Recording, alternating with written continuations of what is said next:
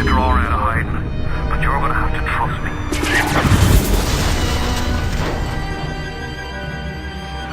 Just a bit further. How do you like that, sister?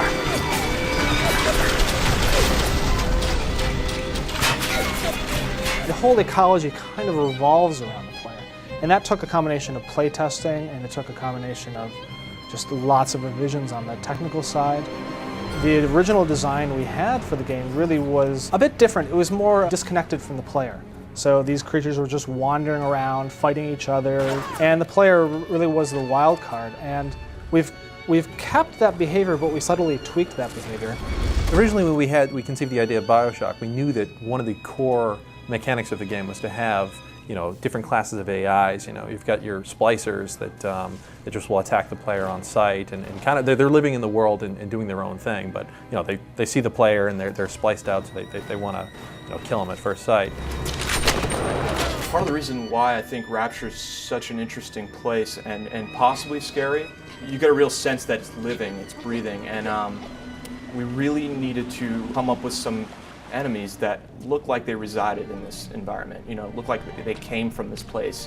Rapture's gone to hell! We found early on that it wasn't exactly terrifying when a giant squid comes out and you're standing in the middle of a restaurant. You kind of wanted to see the twisted waiter come at you and see how he had been disfigured through this war over Adam. The sort of emergent behaviors in this game was another one of our key goals. We wanted to create AIs that reacted in interesting and unpredictable ways.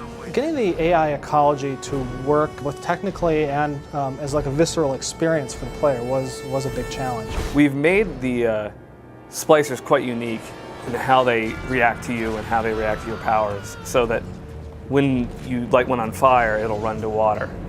It's trying to survive.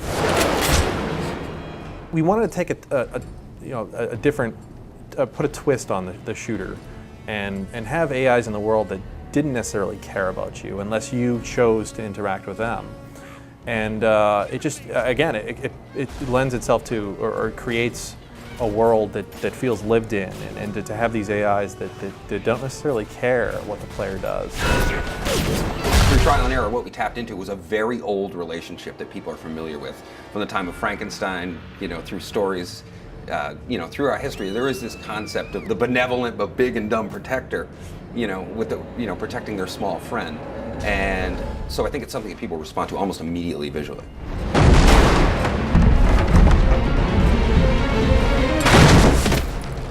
The little sister's presence in the game gives Bioshock this moral choice and emotional connection that I think is not something that you see in a first-person shooter, if ever. And here you are interacting with these little sisters, and they're, yes, they have orange eyes, but then when you kill the big daddy who's protecting them, and you just hear them wailing, "Mr. Bubbles, please, why won't you move?" And you're just kind of like, what did I do?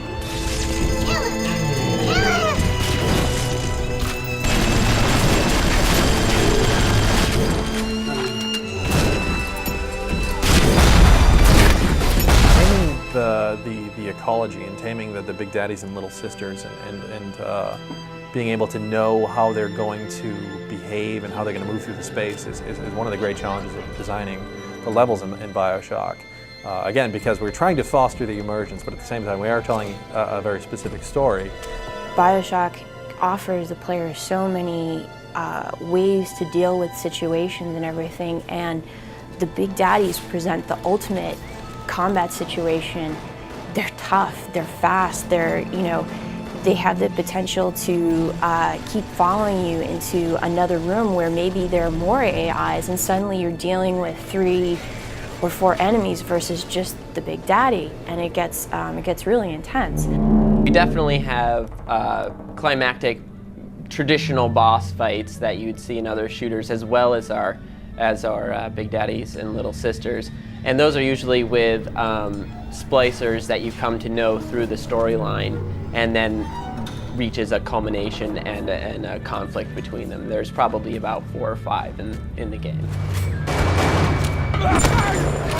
When these AIs meet each other, sometimes they'll get into a fight and sometimes they won't. So you don't really know what you're going to come across when you enter their world. You'll actually see them interact where if the splicer gets too close to the little sister, the Big Daddy will get mad just like he will with the player and give them a nice push. And the splicer generally will try to back down and avoid them because he can't win that fight. Occasionally you'll see them start up a fight just because they feel cornered or there's some other reason going on there. The result of having those interactions that you're not necessarily involved with but you get to watch is that they're interesting and they're different. It hasn't really been done in a first-person shooter. Usually it's a scripted rail sort of situation where you're just going along and you know, scripted sequences occur. The end result is that you feel much more a part of this sort of back and forth with the environment that you're moving through in the game.